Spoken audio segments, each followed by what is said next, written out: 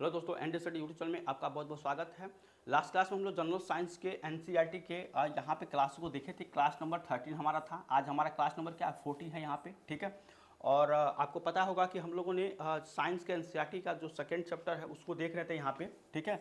Second chapter आपका acid base and और क्या आपका सॉल्ट, ठीक है, जिसको देख रहे हैं। इसमें हम जो है एसिड और बेस को देख चुके हैं और इस पर हम क्वेश्चन भी जो है देख चुके हैं, ठीक है। कुछ क्वेश्चन आपका सॉल्ट से भी हम यहाँ पे इसमें जो मिक्स में देखे थे, सॉल्ट में देखे थे, पीएस वैल्यू पे देखे थे। पीएस वैल्यू आज हम यहाँ पे पढ़ने वाले, पीएस किस तरह से होता है, ठीक है। और हम एक और जो इम्पॉर्टेंट टॉपिक होता है जैसे कि दुर्बल अम्ल, ठीक है, दुर्बल क्षार, प्रबल अम्ल, प्रबल क्षार, ठीक है। इसके बारे में आप पहले से जानते होंगे, ये एग्जाम में काफ़ी इंपॉर्टेंट है कि वीक एसिड क्या होता है, वीक जो आपके बेस क्या होता है, स्ट्रॉन्ग एसिड, स्ट्रॉन्ग बेस, इसके एग्जाम्पल्स क्या क्या हैं, इसके बारे में हम देखेंगे। एसिड और बेस के स्ट्रेंथ के बारे में आज हम देखेंगे। उस पर कुछ हमारा जो पीएच का वैल्यू होता है, पीएच का मान किस तरह से होता है, H+ और इंटू OH माइनस का वैल्यू किसके बराबर होता है, ठीक है। तो इस तरह के जो भी आपके प्रॉब्लम्स हो गए यहाँ पे इसको देखेंगे और पीएच पर भी क्वेश्चन को भी लगाएंगे। इस तरह के जो क्वेश्चन आपके बनते हैं इसको भी लगाएंगे, ठीक है। तो उम्मीद करते हैं ये क्लास आपको अच्छा लग रहा होगा। अगर आप चैनल पर नए हैं, चैनल को सब्सक्राइब करिए, वीडियो को लाइक करिए, अपने यार दोस्तों को शेयर करिए। और इस तरह के कोई भी अगर आपको डाउट है तो आप जो है डायरेक्ट कमेंट करके पूछ सकते हैं, ठीक है।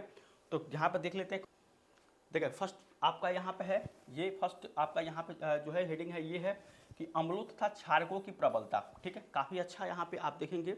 यहाँ से अभी स्ट्रेंथ पे से रिलेटेड आपका जो अगर ऑप्शनल क्वेश्चन बनता है तो यहाँ पे प्रबलता से पूछ देगा कि इसमें अम्ल और क्षारक की प्रबलता का क्या यहाँ पे सही चुना है, मतलब सही इसमें से क्या है, ठीक है। 4 ऑप्शन रहता है, तो इसको अच्छे से पढ़ेंगे तो क्वेश्चन यहाँ से अगर बनता है तो आपको ज़्यादातर देखने को मिलेगा। अभी तक तो कोई क्वेश्चन नहीं है, लेकिन हाँ क्वेश्चन यहाँ पे आपको जो इसका बनता है अति लघुत्तरी बनता है, ठीक है, या लिखने वाला जो सब्जेक्टिव होता है वहाँ से क्वेश्चन इसको बनता है, तो वहाँ से भी हो सकता है। तो ये आपको जो है यहाँ से पूछा जा सकता है।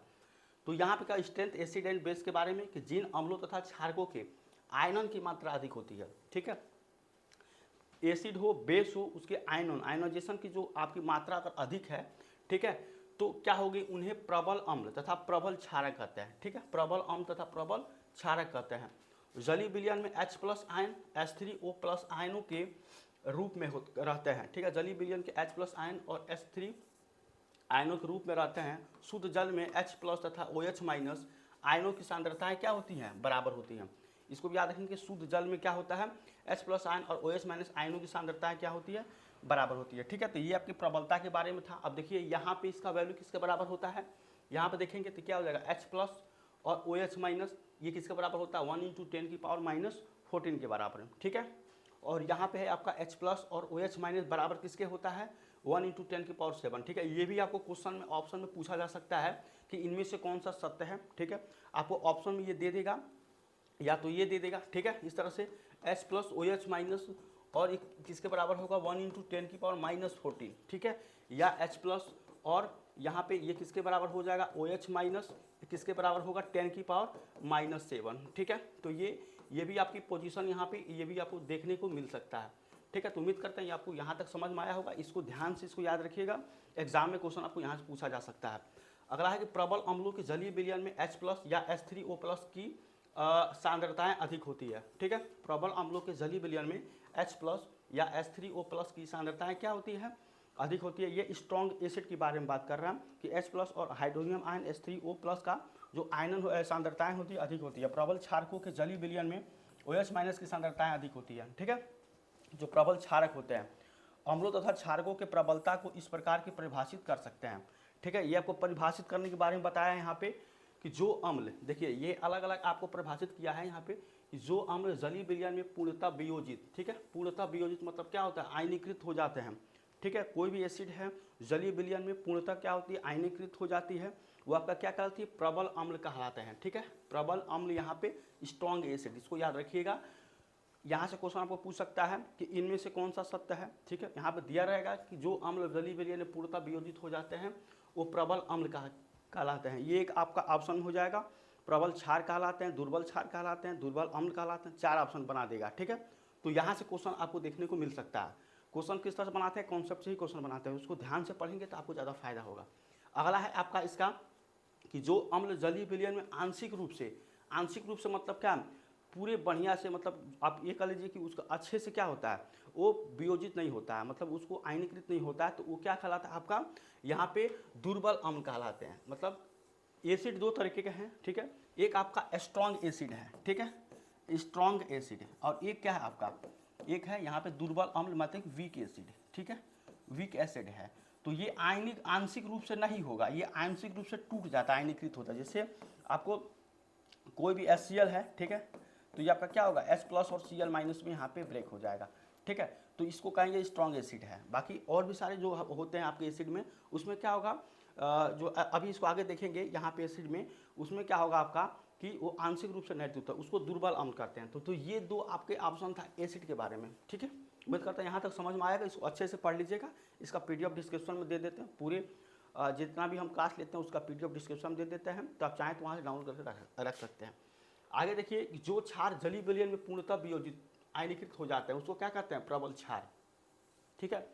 तो प्रबल अम्ल, दुर्बल अम्ल, ठीक है, पहला देखे हैं प्रबल अम्ल, उसके बाद से दुर्बल अम्ल, उसके बाद से प्रबल क्षार, उसके बाद से दुर्बल क्षार। तो जो क्षार यहाँ पे क्या होगा, जलीय विलयन में पूर्णतः वियोजित हो जाते हैं उसको प्रबल क्षार कहते हैं, ठीक है।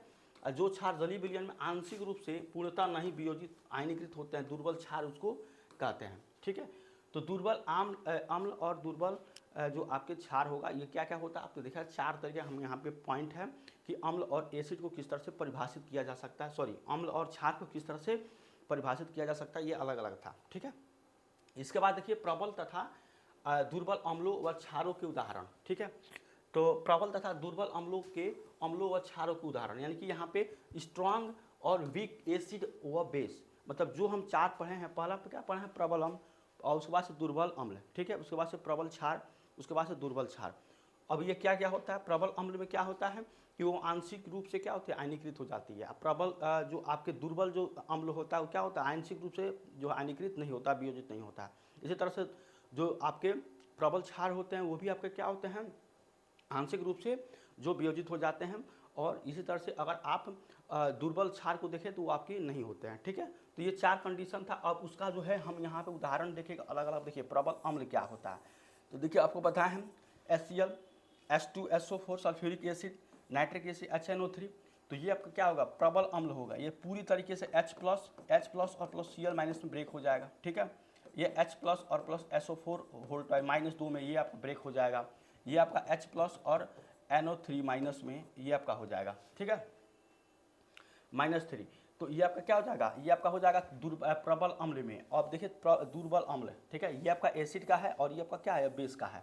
तो दुर्बल अम्ल में आज को H2S है, HCN है, ठीक है, हाइड्रोजन साइनाइड एस्टिक एसिड है, H2SO3 है, H2CO3 है।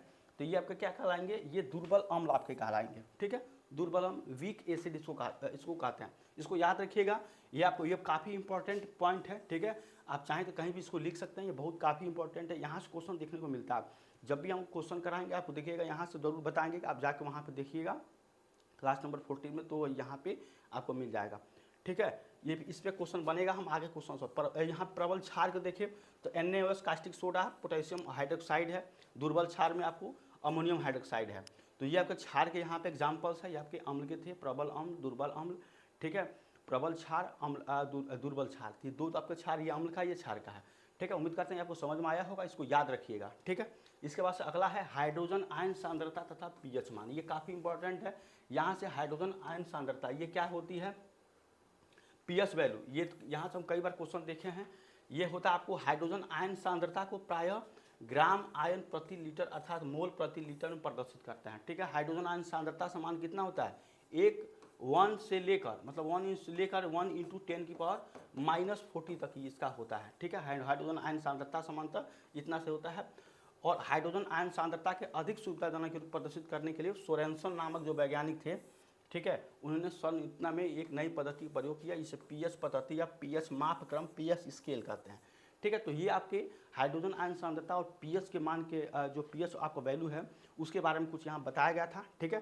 कि ये क्या होता है, ये कहाँ से होता है, 1 से लेकर आपका 1 × 10⁻⁻14 तक होता है, ठीक है। और इसको किसने दिया था, सोरेनसन नामक वैज्ञानिक ने दिया था, ठीक है। इसको याद रखेंगे, ये आपके लिए काफ़ी इंपॉर्टेंट होगा। इसको pH मापक्रम या pH स्केल कहता है। अगला है आपका इस पद्धति के अनुसार क्या होता है, पीएच बराबर किसके बराबर होता है, ये होता है minus log H plus ion, ठीक है, एच प्लस आयन, या क्या हो जाएगा लॉग 1/H प्लस, ठीक है, ये आपका H प्लस आयन यहाँ पे हो जाएगा। तो ये इसके बराबर होता है, इसको भी याद रखिएगा। और इसके बारे में है कि हाइड्रोजन आयनों के मोल प्रति लीटर में सांद्रण के ऋणात्मक लघुगणक को पीएच कहते हैं, ठीक है। तो ये आपका हो जाएगा यहाँ पे, देखिए यहाँ पे पीएच लॉग कितना होता है, लॉग 1/H प्लस, ठीक है। अब यही आपको कह रहा है कि हाइड्रोजन आयन के मोल प्रति लीटर में सांद्रण के ऋणात्मक लघुगणक, ठीक है। यहाँ पे क्या हो जाएगा आपका जो है minus log H plus ion जो है जो आपका ऋणात्मक लघुगणक को पीएच यहाँ पे कहते हैं, ठीक है। तो ये आपका यहाँ पे था, इसको याद रखें। अभी इस पर क्वेश्चन करेंगे हम। दूसरे शब्दों में क्या होगा कि हाइड्रोजन आयनों के मोल प्रति लीटर में सांद्रण को व्युत्क्रम में लघुगणक को पीएच कहते हैं, ठीक है। तो ये आपका है यहाँ पे व्युत्क्रम को लॉग 1/H प्लस आयन, ठीक है, ये आपका है। तो यहाँ पे आपका था कि ऋणात्मक यहाँ पे होगा, तो ये वाला हो जाएगा, और ये आपका व्युत्क्रम को यहाँ पे पीएच करते हैं लॉग 1/H प्लस आयन जो आपका होगा यहाँ पे, ठीक है।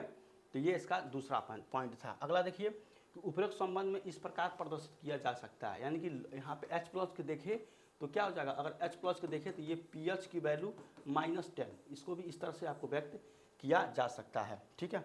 उम्मीद करते हैं आपको समझ में आया होगा। अगला है कि यदि किसी विलयन में हाइड्रोजन आयन की सांद्रता 10⁵ मोल प्रति लीटर है तो उसका पीएच मान कितना होगा, 5 है, ठीक है। आपको डायरेक्ट यहाँ पे याद रखना है कि 10⁻⁻5 है, ठीक है, हाइड्रोजन आयन की सांद्रता H प्लस की, तो इसका पीएच डायरेक्ट आप क्या कर सकते हैं कि 5 है, ठीक है। यहाँ पे ये आपको कह रहा है। इसी प्रकार यदि किसी विलयन में हाइड्रोजन आयन की इतना है तो मोल प्रति लीटर, तो पीएच कितना हो जाएगा, 12 हो जाएगा, ठीक है। आपको डायरेक्ट याद रखना है कि 10 की पावर अगर मान लीजिए 9 है, -9 है, तो पीएच क्या हो जाएगा, इसका 9 हो जाएगा। 10 की पावर -7 है तो पीएच कितना हो जाएगा, इसका पीएच आपका 7 हो जाएगा। यहाँ पर 10 की पावर -12 दिया है तो पीएच कितना हो जाएगा, 12 हो जाएगा, ठीक है। यहाँ से ये आपको क्वेश्चन यहाँ पूछता है काफ़ी ज़्यादा, ये अच्छा है यहाँ पे, ठीक है। अगला है कि जल की आयनिक गुणनफल बताइए, ठीक है। तो आयनिक प्रोडक्ट ऑफ वाटर, यहाँ से भी क्वेश्चन आपको देखने को मिलता है, ऑप्शनल क्वेश्चन जो बनता है यहाँ देखने को मिलता है, ठीक है। जो जल के आयनिक गुणनफल का ज्ञान अत्यंत उपयोगी है। इसकी सहायता से क्या होता है, किसी विलयन में H प्लस की सांद्रता ज्ञात होने पर OH मान की सांद्रता तथा विलोमतः OH मान की सांद्रता ज्ञात होने पर H प्लस की सांद्रता ज्ञात की जा सकती है, ठीक है। तो ये इसका क्या था, जल का आयनिक गुणनफल कि H प्लस आयन की सांद्रता जब ज्ञात होने पर OH की सांद्रता ज्ञात तथा विलोमतः OH की सांद्रता ज्ञात होने पर H प्लस के, यानी कि अगर आपको H प्लस की ज्ञात है तो आप OH माइनस ज्ञात कर सकते हैं। OH माइनस अगर ज्ञात है तो H प्लस हाइड्रोजन आयन कहाँ पे आप ज्ञात कर सकते हैं, ठीक है। तो ये आपका था आयनीकृत, ठीक है, आयनन यहाँ पे आयनिक गुणनफल, ठीक है, आयनिक प्रोडक्ट ऑफ वाटर, जल का आयनिक प्रोडक्ट ऑफ वाटर यहाँ पे क्या होगा, समझ रहे हैं। तो ये आपका हो जाएगा। अगला है कि 25 डिग्री सेंटीग्रेड पर जल का आयनिक गुणनफल इतना होता है, ठीक है। इसके बारे में था कि 25 डिग्री सेंटीग्रेड जल का आयनिक कितना होता है, 1 × 10 की पावर -14, इसको याद रखेंगे, ये काफ़ी आपका अच्छा है। यानी कि H प्लस और OH माइनस 1 × 10 की पावर 40 के बराबर हो जाएगा, ठीक है। और शुद्ध जल तथा उदासीन विलयन H प्लस आयन और OH मान की संख्या समान होती है, ठीक है। तो यहाँ पे शुद्ध जल, ठीक है, शुद्ध जल मतलब प्योर वाटर तथा उदासीन विलयन जो आपका न्यूट्रल सॉल्यूशन हो गए, तो H plus equals to OH minus, इसका वैल्यू कितना होता है 1 × 10 की पावर -7, ठीक है। इसके बराबर के ये आपके बराबर होती है, ठीक है। देखिए अगला आपका है यहाँ पे दैनिक जीवन में पीएच का महत्व क्या होगा, important of pH in everyday life, ठीक है। तो ये आपका काफ़ी जो है अच्छा यहाँ पे है कि पीएच का जो वैल्यू हमारे दैनिक जीवन में क्या होता है इसके बारे में बताया गया है। तो पीएच हमारे शरीर में तथा वातावरण में अनेक क्रियाओं को नियंत्रित करता है, ठीक है। इसमें कुछ निम्नलिखित है। तो जो पीएच होता है वो हमारी बॉडी और वातावरण में काफ़ी ज़्यादा नियंत्रित करता है, पीएच वैल्यू जो होता है, ठीक है। तो सबसे पहला आप देखें तो हमारी पाचन तंत्र में पीएच का कार्य, work of pH in our digestive system, ये किस तरह से काम करता है पीएच जो होता है। तो यहाँ पे हमारे अमाशय में उत्पन्न होने वाले पाचक रस हाइड्रोक्लोरिक एसिड, ठीक है, इसका फार्मूला क्या होता है HCl, ठीक है, इसको कहते हैं हाइड्रोक्लोरिक अम्ल यहाँ पे, ठीक है, जिसका पीएच लगभग 1.2 होता है, ठीक है। तो हमारे पाचन तंत्र में पीएच का जो आपका वैल्यू होता है, कार्य होता है, उसमें क्या होता है HCl होता है, और HCl का पीएच वैल्यू कितना होता है 1.2, इसको भी याद रखिए क्योंकि यहाँ से क्वेश्चन पूछा कि ये NCERT का पार्ट है। यह अमाशय को हानि पहुँचाए बिना भोजन के पाचन में सहाय करता है, ठीक है। जो हमारे अमाशय होता है उसको जो आपका हानि पहुँचाए वो क्या होता है, भोजन के पाचन में आपके सहाय करता है। अपच की स्थिति में अमाशय बहुत अधिक मात्रा में अम्ल उत्पन्न करता है, ठीक है, जिससे अमाशय में दर्द एवं जलन का अनुभव होता है। इस दर्द और जलन को दूर करने के लिए एंटासिड का उपयोग किया जाता है। ठीक है, तो ज़्यादा हमारे पेट में अगर अपच हो जाता है तो क्या होता है, आपको दर्द महसूस होता है। ठीक है, और उस दर्द को जो है मिटाने के लिए क्या कर सकते हैं, एंटासिड का उपयोग हम लोग करते हैं। ठीक है, तो इसके बारे में यहाँ पर आपको बताया गया है कि एंटासिड का आपका उपयोग किया जाता है। तो इसको याद रखिएगा कि जो हमारे पीएच होता है ये हमारे दैनिक जीवन और वातावरण में कितना जो है महत्वपूर्ण भूमिका यहाँ पे निभाता है। तो ये फर्स्ट हमारा था कि दैनिक जीवन में पीएच का महत्व, हमारे पाचन तंत्र में पीएच का जो कार्य है, work of pH in our digestive system, ये फर्स्ट था। अगला देखिए, अगला है कि जिसमें क्षार पदार्थ होता है, यह क्षार अम्ल की मात्रा उदासीन करता है। इसके लिए मैग्नीशियम हाइड्रोक्साइड MnS जैसे दुर्बल क्षार का उपयोग किया जाता है। इसे मिल्क ऑफ मैग्नीशिया भी कहते हैं। ठीक है, तो जो यहाँ पे था कि उपयोग किया जाता है जिसमें क्या होता है, क्षार होता है। ठीक है, क्षार पदार्थ होता है आपके जो आपके HCl में होता है। ठीक है, जो हमारे पेट में दर्द होता है उसको एंटासिड जो यूज़ किया जाता है उसमें क्या होता है, क्षार होता है। ठीक है, उसमें से आपको मैग्नीशियम हाइड्रोक्साइड यहाँ पे है, दुर्बल क्षार का उपयोग किया जाता है। इसे क्या कहा जाता है, मिल्क ऑफ मैग्नीशिया। ठीक है, मिल्क ऑफ मैग्नीशिया इसको कहा जाता है। ठीक है, तो उम्मीद करते हैं आपको समझ में आया होगा। इसके बाद दूसरा आप देखिए कि पीएच परिवर्तन के कारण दंत क्षय। ठीक है, तो आप देखिए जब भी पीएच होता है तो दंत क्षय मतलब दांत का जो प्रॉब्लम है यहाँ पे ये होता है। ठीक है, pH change as the causes of tooth decay. ठीक है, हमारे दांतों पर एक कठोर पदार्थ कैल्शियम फास्फेट की परत होती है। ठीक है, हमारे दांतों पर कैल्शियम फास्फेट को इनेमल भी कहते हैं। अब देखिए यहाँ से क्वेश्चन आपको बन सकता है, काफ़ी अच्छा यहाँ पे पॉइंट है कि हमारे दांतों पे कौन सा यहाँ पे आपका पदार्थ होता है, मतलब कौन सा एक कठोर परत होती है। तो आपको क्या होगा यहाँ पे, कैल्शियम फास्फेट। और कैल्शियम फास्फेट को क्या कहा जाता है, कैल्शियम फास्फेट को इनेमल भी कहा जाता है। तो यहाँ से ये भी क्वेश्चन बन सकता है कि इनमें से इनेमल किसे कहा जाता है। ठीक है, उसके बाद से आप देखिए इनमें से इनेमल किसका उदाहरण है, कैल्शियम फास्फेट इनमें से किसका उदाहरण है, कैल्शियम फास्फेट का एक दूसरा नाम क्या है। ठीक है, देखिए क्वेश्चन किस तरह से बनता है। तो आप जब पढ़ेंगे क्वेश्चन बनाने की आपके अंदर रहेगा तो आप देखिए बहुत ज़्यादा क्वेश्चन यहाँ पे बना सकते हैं।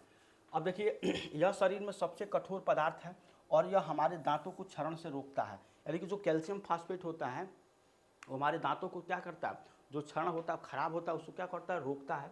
किंतु हमारे मुंह का पीएच का मान 5.5 से कम होने पर यह एनामल जो होता है संरक्षण होने लगता है। भोजन के पश्चात मुंह में दांतों और मसूड़े में चिपके हुए शर्करा एवं अन्य खाद्य पदार्थों को वहाँ उपस्थित बैक्टीरिया निम्नीकरण करके अम्ल उत्पन्न करते हैं। यह अम्ल पहले एनामिल को गलाता है फिर दांतों के भीतरी भाग को गलाने लगता है। इसलिए भोजन के पश्चात कई बार कुल्ला करने से मुंह साफ हो जाता है।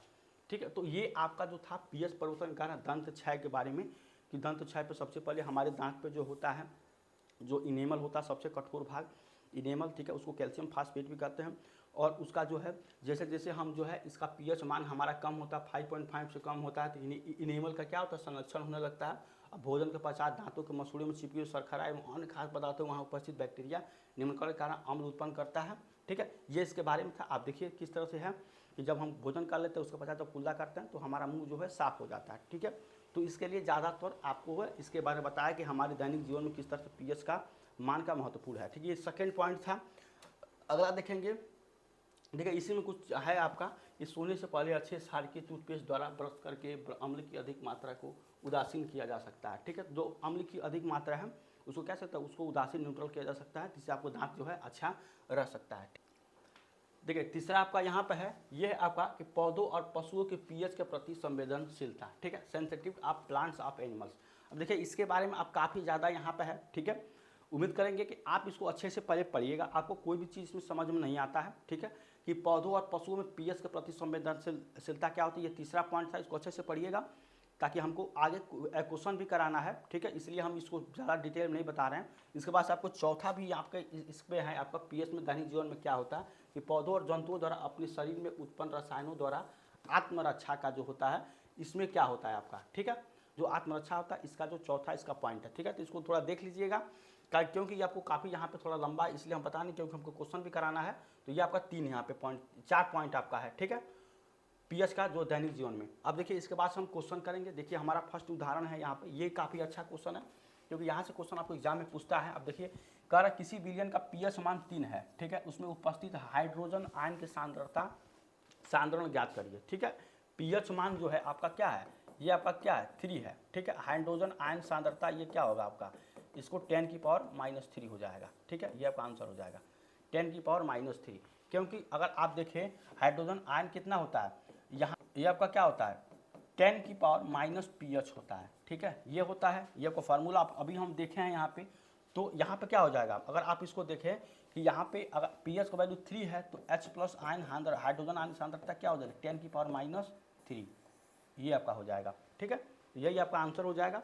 ये मतलब काफ़ी अच्छा क्वेश्चन था कि किसी विलयन का पीएच वैल्यू अगर 3 है तो उसमें उपस्थित हाइड्रोजन आयन के सांद्रण क्या ज्ञात करिए, ठीक है। इसके बाद अगला क्वेश्चन देखिए, अगला है कह रहा है कि एक विलयन में हाइड्रोजन आयन का सांद्रण इतना है। अभी हम आपको बताए हैं कि इसका पीएच वैल्यू कैसे बताएगा, जैसा कि आपको बताया कि 10 की पावर अगर -12 है तो पीएच कितना हो जाएगा 12, 10 की पावर अगर -7 है तो पीएच कितना हो जाएगा 7, ठीक है। 10 की पावर अगर -11 है तो पीएच कितना हो जाएगा 11, ठीक है। तो इस तरह से आपका जो है पीएच वैल्यू हम बताते थे। तो यहाँ पे अगर आप देखें तो आपको ध्यान से अगर ध्यान देखें तो यहाँ पे क्या है आपका, यहाँ पे अगर ध्यान दे कह रहा है कि एक विलयन में हाइड्रोजन आयन की सांद्रता कितना है 10, हाइड्रोजन आयन की सांद्रता क्या है आपका 10 की पावर -9, ठीक है। तो विलयन का पीएच का मान बताइए, विलयन का अम्लीय है या क्षारीय। तो यहाँ पे पीएच कितना हो जाएगा, ये पीएच हो जाएगा आपका 9, ठीक है। पीएच हो जाएगा आपका 9। तो आपको पता है कि 0 से लेकर 14 तक होता है और ये 14 से आपका क्या है 14 से कम है, तो ये क्या हो जाएगा, ये हो जाएगा आपका देखिए एक तो होता है यहाँ पे, ठीक है। तो यहाँ पे क्या होता है 0 से लेकर 14 के बीच में होता है, तो यहाँ पे कहीं आपको 7 होता है, तो ये आपका क्या होता है एरिया आपका ये आपका अम्लीय होता है, ठीक है। और ये आपका क्या होता है क्षारीय होता है। तो 7 से अधिक है, 9 है तो 7 से अधिक है, तो 7 से अधिक है तो क्या हो जाएगा ये आपका क्षारीय हो जाएगा, ठीक है। इसको याद रखिएगा, ये क्षारीय आपका बेसिक हो जाएगा। तो यहाँ पे आपका क्षारीय निकल के आएगा, इसका आंसर हो जाएगा। आंसर क्या हो जाएगा 10 की पावर -पीएच, इसका पीएच का वैल्यू 9 हो जाएगा और विलयन क्या होगा क्षारीय होगा, ठीक है। अब यहाँ से आप निकालेंगे इसको यहाँ से आप देख सकते हैं, ठीक है। ये क्वेश्चन था। अगला देखिए, अगला आपका यहाँ पे कह रहा है कि एक विलयन में हाइड्रोक्सिल आयन के सांद्रता इतना है प्रति लीटर, इस विलयन का पीएच मान बताइए। अब देखिए हाइड्रोक्सिल आयन यानी कि OH- की जो वैल्यू दिया गया है ये कितना दिया गया है, ये दिया गया है 1 × 10 की पावर -10, ये आपका दिया गया है। जल का आयनिक गुणनफल क्या होता है, जल का जो आयनिक गुणनफल होता है, ठीक है, आयनिक गुणनफल ये क्या होता है आपका, ये होता है 1 × 10 की पावर -14, ये होता है, ठीक है। और अब देखिए ये हो जाएगा आयनिक गुणनफल, तो यहाँ पे क्या हो जाएगा H+ और OH- × OH-, ये आपका हो जाएगा किसके बराबर हो जाएगा 1 × 10 की पावर -14। तो हाइड्रोक्सिल आयन आपको यहाँ पे दिया गया, अगर ध्यान से देखें तो हाइड्रोक्सिल आयन आपका यहाँ पे दिया गया, तो H+ आयन यहाँ पे क्या हो जाएगा, ये हो जाएगा 1 × 10 की पावर -14 अपन OH- को वैल्यू कितना दिया गया है यहाँ पे देखें तो 1 × 10 की पावर माइनस यहाँ हो जाएगा 1 × 10 की पावर माइनस आपको क्या दिया गया 10 दिया गया, ठीक है। तो ये ऊपर चला जाएगा, तो ऊपर जाएगा तो क्या बनेगा आपको, यहाँ अगर हाइड्रोक्सिल आयन की बात करें तो ये आपका बनेगा यहाँ पे 1 × 10 की पावर -14 और प्लस में हो जाएगा 10, ठीक है। तो ये हो जाएगा, ये तो 1 ही होगा, तो हाइड्रोक्सिल आयन क्या हो जाएगा, ये हो जाएगा 10 की पावर -4, ये आपका हो जाएगा 10 की पावर -4। अब H+ आयन की माइनस इतना आ गया तो पीएच आराम से बता सकते हैं, पीएच कितना हो जाएगा 4 हो जाएगा, ठीक है। यही आपको पूछ रहा था कि यहाँ पे एक विलयन में हाइड्रोक्सिल आयन इतना है प्रति लीटर, तो इस विलयन का पीएच मान बताइए। तो सबसे पहले हाइड्रोक्सिल आयन जो है ये आपका दिया जाएगा 1 × 10 की पावर -10, उसके बाद से जल का आयनिक गुणनफल किसके बराबर होता है 1 × 10 की पावर -14, अभी हम देखे हैं, ठीक है, पीछे देखे हैं। अब H+ आयन और OH- आयन बराबर ये हो जाएगा, तो यहाँ से OH ये आपको दिया गया, H यहाँ से निकाल लेंगे तो OH का ये कितना 1 × 10 की पावर -14 और ये हो जाएगा 1 × 10 की पावर -10, तो H+ आयन यहाँ पर निकल कर आपका आ जाएगा, ये आपका ऊपर जाएगा तो -10 है, ऊपर जाएगा तो कितना हो जाएगा प्लस का 10, तो -14 है प्लस का 10 -4 हो जाएगा। फिर यहाँ पे क्या हो जाएगा पीएच हो जाएगा आपका, पीएच का वैल्यू 4, ठीक है। तो उम्मीद करते हैं आपको यहाँ पे समझ में आया होगा, काफ़ी अच्छा क्वेश्चन था, 3 क्वेश्चन यहाँ पे सॉल्व कराए हैं यहाँ पे, ठीक है। उम्मीद करते हैं आपको पूरा समझ में आया होगा। पिछले क्लास में हम बहुत सारे जो एसिड के बारे में देखे थे कि इसमें आपका कौन सा एसिड पाया जाता है, ये एसिड आपको किस में पाया जाता है, ठीक है, क्वेश्चन करा चुके हैं हम, उसका कॉन्सेप्ट देखेंगे। आप देखिए यहाँ पे है जैसे सारणी 3 में है, इस सारणी को आपको याद रखिएगा, ठीक है। आप चाहें तो इसको डाउनलोड करके रख सकते हैं, आपको काफ़ी ज़्यादा मदद मिलेगी इस सारणी में। देखिए कुछ प्राकृतिक अम्ल और उसके प्राकृतिक स्रोत क्या है। सबसे पहले देखिए प्राकृतिक अम्ल है यहाँ पे, ठीक है, अम्ल की प्राकृतिक स्रोत यानी कि जो प्राकृतिक अम्ल है उसका स्रोत क्या है, ठीक है। अब देखिए यहाँ पे अम्ल का नाम, अम्ल का प्राकृतिक स्रोत, तो सबसे पहले देखिए सिट्रिक एसिड, यहाँ पे सिट्रिक एसिड दिया गया है आपको, सिट्रिक एसिड दिया गया है। यहाँ पे देखिए सिट्रिक एसिड, इसको साइट्रिक भी बोलते हैं, ये किसमें पाया जाता है, नींबू और संतरा में, ठीक है। इसको क्वेश्चन हम कराए थे आपको, पिछले जो हमारा क्लास देखेंगे, जो 3 क्लास हम न्यूमेरिकल का लिए हैं उसमें देखेंगे क्वेश्चन कराए हैं। कॉन्सेप्ट यहाँ पे आगे बताना इसलिए ताकि आपको याद रहे, ठीक है, क्योंकि यहाँ पे कई बार होता है क्वेश्चन सॉल्व करते हैं तो आपको नहीं याद, लेकिन आपको डेली बेसिस हमारा क्वेश्चन अगर वीडियो देख रहे हैं, क्लास देख रहे हैं, तो आपको काफ़ी ज़्यादा यहाँ मदद मिलेगी कि सिट्रिक एसिड किसमें पाया जाता है, नींबू और संतरा में, ठीक है। इसी तरह से आपको लैक्टिक अम्ल किसमें पाया जाता है, खट्टा दूध दही है, ठीक है, लैक्टिक अम्ल। ऑक्सैलिक अम्ल को पता था टमाटर में, खट्टी बूटी में, ठीक है, ऑक्सैलिक अम्ल पाया जाता है। यहाँ से क्वेश्चन पूछता है टार्टरिक अम्ल किसमें पाया जाता है, इमली और अंगूर में, ठीक है, ये आपका टार्टरिक अम्ल के बारे में था। इसी तरह से आपका एस्टिक अम्ल में क्या, आपका जो एस्टिक अम्ल है, इसका अम्ल का प्राकृतिक स्रोत क्या है, सिरका, यानी सिरका में क्या पाया जाता है, एस्टिक अम्ल। देखिए उल्टा है यहाँ पे, इसको याद रखा, चींटी का डंक और नेटल का डंक में ये आपका क्या पाया जाता है, मेथेनोइक एसिड। यहाँ से क्वेश्चन हम लोग देखे थे, ठीक है। मैलिक अम्ल के बारे में भी देखे थे, किसमें पाया जाता है, सेब में, ठीक है। तो ये आपका सानरी है, काफ़ी अच्छा है। यहाँ पे उम्मीद करते हैं आपको जो समझ में यहाँ पे आया होगा, ये काफ़ी अच्छा क्वेश्चन था, ठीक है। तो उम्मीद करते हैं आपको ये क्लास समझ में आया होगा। उम्मीद करते हैं कि तो आज के लिए बस इतना ही। अगर आपको आज का क्लास अच्छा लगा तो चैनल को सब्सक्राइब करिए, वीडियो को लाइक करिए, ठीक है, और अपने यार दोस्तों को भी शेयर करिए। इससे जुड़ी जितने भी हमारे एनसीईआरटी के पार्ट हैं, हम आपको पहले ही बोले थे कि एनसीईआरटी पढ़ाने वाले एक एक करके जो है कॉन्सेप्ट को देखेंगे, क्वेश्चन को देखेंगे, और हम जल्द ही एक और क्लास, अभी तो हमने नहीं किया लेकिन हाँ उसका जल्द ही आरपीएफ का जो हमारा जो नोटिफिकेशन आया था, आरपीएफ से रिलेटेड जो हमारा क्वेश्चन है प्रीवियस ईयर का या उसका प्रैक्टिस सेट है, जल्द ही जो है आपको देखने को मिलेगा साइंस का, ठीक है। और भी सारे सब्जेक्ट हैं, तो हम जो हमारा नोटिफिकेशन है उसका इंतजार कर रहे हैं। जब भी वैकेंसी के रिलेटेड, मतलब अच्छा खासा वैकेंसी अगर गवर्नमेंट की तरफ से आता है तो उससे रिलेटेड जो भी हमारी सिलेबस में आपका जैसे रीजनिंग है, मैथ है, ठीक है, जीएस का भी सारे पार्ट है, तो उसमें जितना भी हो सकेगा उसको भी हम देखेंगे, ठीक है।